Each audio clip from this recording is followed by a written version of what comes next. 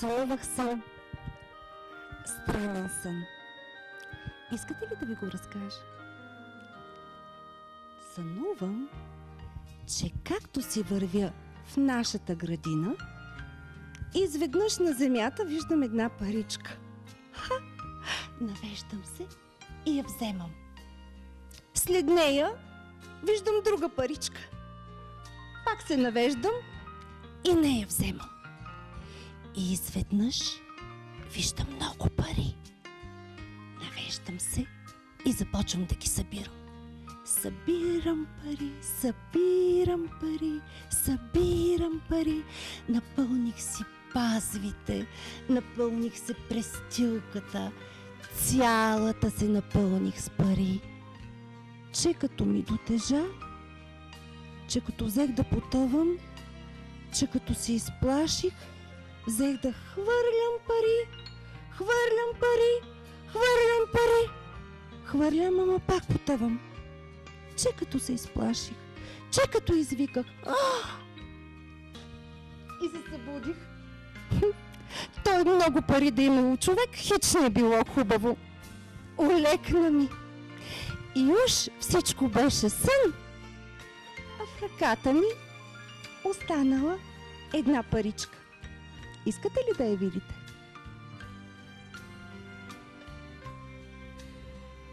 Не е ваша. Тя е на Тейка. На него ще я дам. Деца, това беше кратък монолог от пиесата на Йордан Йовков „Боряна“, в която се говори за една паричка. Ето за тази паричка днес ще си говорим в нашия урок „Празнични таинства“, който е по програмата „Деца с златни сърчица“. Благодаря ви. Спомняте ли си в кой празник паричката е поставена в питата? И на който се падне парчето с паричката е късметлия. Илия? На Коледа. Да, това е Коледа. Вечерта на бъдни вечер преди Коледа поставяме трапеза с различни постни ястия. А в питата е поставена паричка. Какво празнуваме на бъдни вечер? Кой ще каже? Никола? Родил се Исус Христос. Да, точно така. На Коледа празнуваме Рождество Христово. Как празнуваме бъдни вечер? Иска ли някой да разкаже? Какво се слага на трапезата? Спомнете си какво се слагаше и в огъня. Станислава? Едно дърво, което се нарича бъдник. Да, това дърво се поставя в огъня, а на трапезата? На трапезата се слагат постни ястия. Точно така. Благодаря ти. А сега погледнете следващото изображение. Рано сутринта, на Коледа, тръгват момчета от къща на къща с различни благословения. Как се наричат тези момчета? Калоян? Коледари. Какви песни пеят коледарите? Как се наричат техните песни? Знае ли някой? Маргарита? Коледарски. Да, техните песни се наричат коледарски.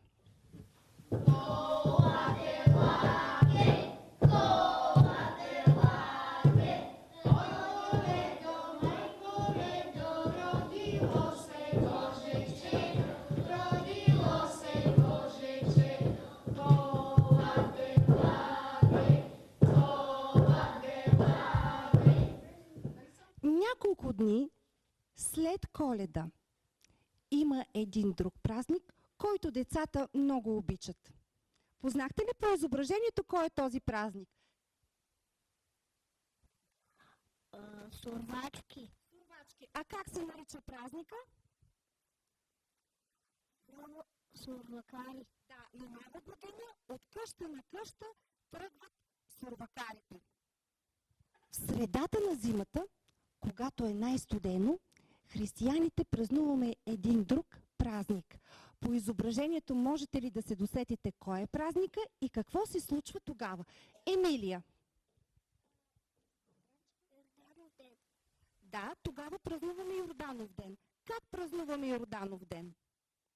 Знае ли някой, Михаила? Тогава попът хвърля един кръст в реката и всички млади момчета се хвърлят и те да го хванат. И който го хване е благословен. Браво, Миша, точно така. След Йорданов ден следва един друг празник. Хората вярвали, че през зимата вилнеят зли сили, които трябва да бъдат прогонени, за да могат да бъдат прогонени и лошите болести. Затова празнуваме един странен празник. Как се нарича той? Кукерски празник. Точно така. Кукерски празник. Как са облечени кукерите? Така? Руси? Много страшни. Да, кукерите са облечени с специални костюми, като целта е те да изплашат злите сили.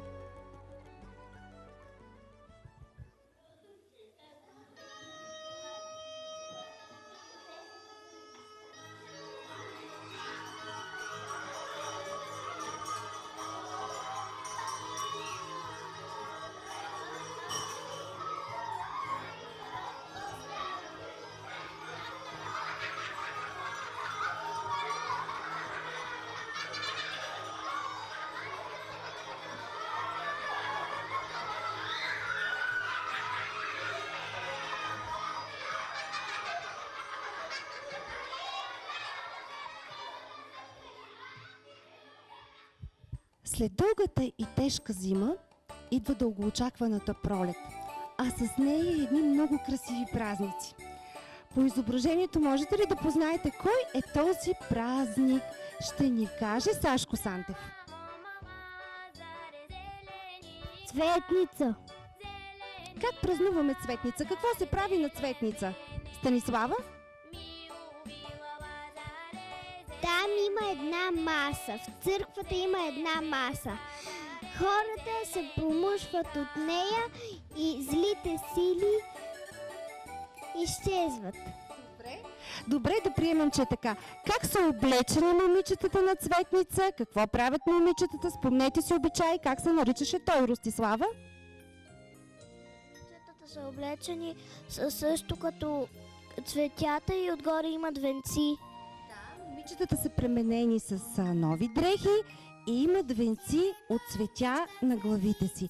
Хайде сега да се припомним как се наричаше най-личната мома в селото и как се нарича още този празник.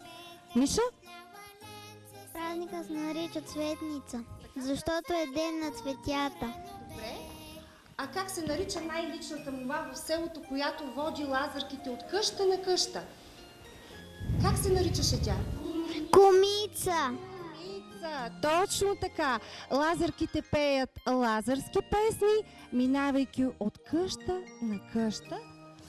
А какво се случва в края на деня, когато обиколят всички къщи? Кой ще ни разкаже? Розет. Хвърлят си венците в реката. Момчетата ги чакат от другата страна на реката. Което момче хване на момичето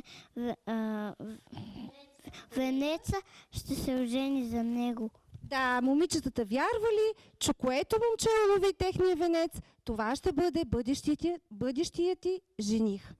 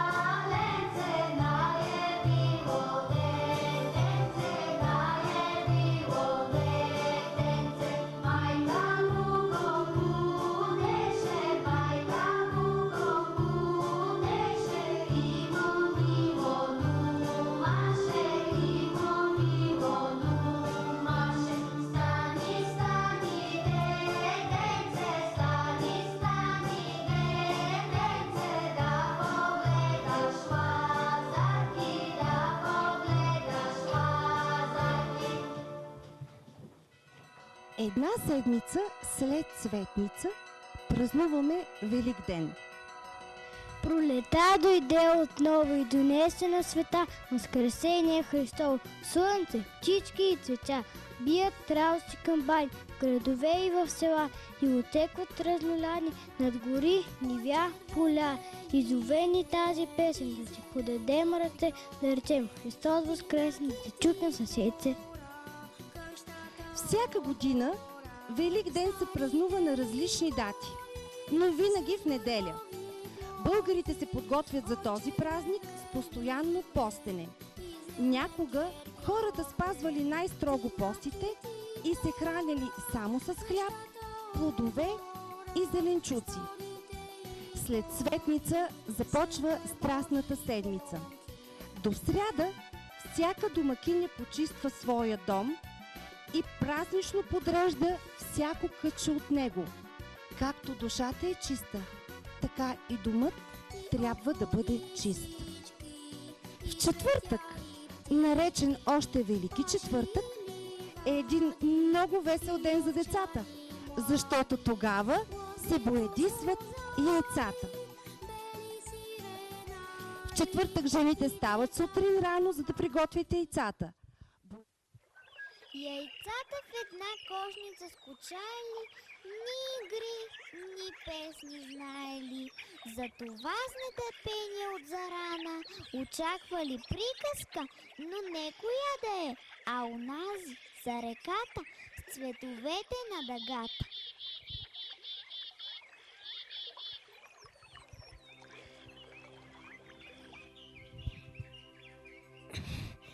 Хей, братлета, започва приказката за реката, оная, дето сменя 7 цвята. Аз искам да съм червено яйце като зора и сърце. Аз искам да съм синя като синчеца. Аз зелен като скакалеца. Аз жълто като слънчица ще свеча. Олелей, загинахме, братлета! Чух как някой говори, че утре празнуват всички хора. Във всеки дом яйцата се свалявали, че някакъв Великден се задавал и... Олелей, загинахме, братлета! И така затракаха с черупките, че мишлетата се шмукнаха из дупките. На другата сутрин, щом се събудиха, тъй се озърнаха, тъй се очудиха. Обвиваше ги нежна топла пара, а мехурчета сияйни им шептяха рой прозрачни тайни. Леле, братлета, чудо ли става? Май сме в приказката за реката, оная, дето сменя 7 цвята. Този Великден е направо велик. Аз съм червено яйце като зора и сърце. Аз съм синя като синчеца. Аз съм зелен като скакалеца. А жълто като слънчица ще свеча. От радост вдигнаха такава врява, че хлапетата се накачулиха да видят какво става. Всяко със светна уличице грабна по едно яйцице. В този миг чуха звън на камбани.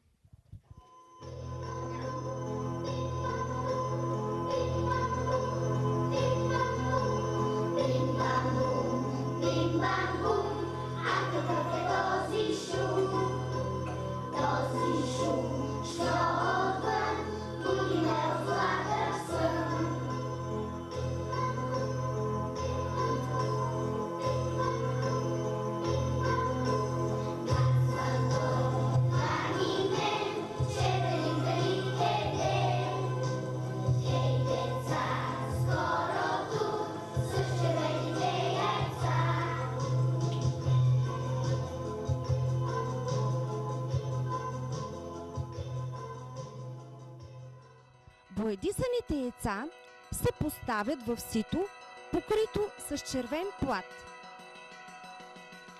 Бабите излизали рано сутринта и обръщали ситото на изток, и яйцата да бъдат огряни от слънцето. Смятало се, че това е поличба за здраве и късмет през годината. С първото червено яйце се потриват бузките на децата. Първото червено яйце се поставя и до иконата. Там то стои до следващата година. А на следващата година старото яйце се заравя в градината. Това е символ на плодородие.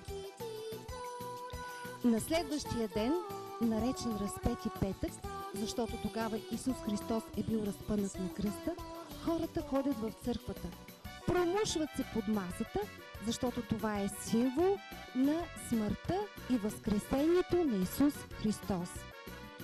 В събота вечер всички християни отиват на служба. С запалени свещи те обикалят църквата. И точно в полунощ забиват празничните камбани, които възвестяват Рождество Христово. А хората се поздравяват с думите Христос възкресе. Знаете ли кой е отговор на тази думичка? Когато някой ви поздрави с Христос възкресе, вие какво трябва да отговорите? Как отговаряме? Наистина възкресе. Хайде всички заедно да го кажем. Наистина възкресе. Благодаря ви, деца. На другия ден е Велик ден. На празничната трапеза се слага козунак и боядисани яйца. Великденският козунак е сплетен като венец и украсен с яйца. За нас, българите, хлябът е свещен и символ на плодородие. Той присъства на всички наши празници. Най-здравото яйце се нарича бурак. При украсата на яйцата хората влагат цялото си въображение и майсторство. Великденският заек е символ на плодовитост. Най-напред първите великденски зайци са направени в Германия. А от няколко години и у нас на Великден приготвяме великденски заек от тесто. Децата участват в украсата на яйцата и в подредбата на масите. Ето това са писани яйца с восък. А това са направени яйца, които приличат на различни животни. Виждаме прасенце, калинка и други любими за вас животни. Тук са пеперутките и зайчето, а това са фигурки от тесто. Малко по-късно в нашето ателие ние ще приготвиме яйца и козунаци. Днес с вас ще се приготвиме за празника Великден. Ще украсиме яйца по стара българска традиция в различни цветове. Ще ги ошариме, ще ги натъкмиме, така че да имаме най-интересните и красиви яйца. С вас, деца, ще направим козунаци. Ще ги намажеме с яйце, ще ги поръсеме с захар, а тази групичка тук ще приготвят поставките за великденските яйца, като изрязват картинката правилно по контура. Тези две речица тук ще ни приготвят честитки за Великден. Желая на всички приятна работа! Фанерче красиво, бърбореци живо, червени яйца.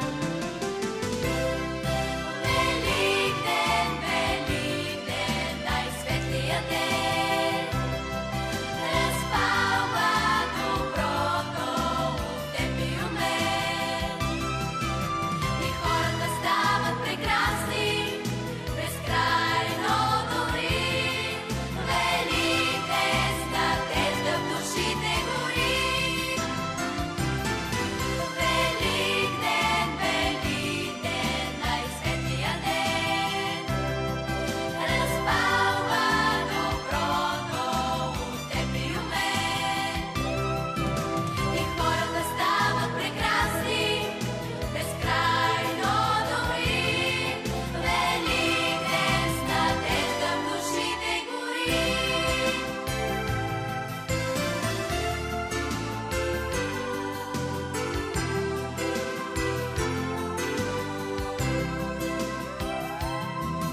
На масата в ярки и весели шарки деми козунак.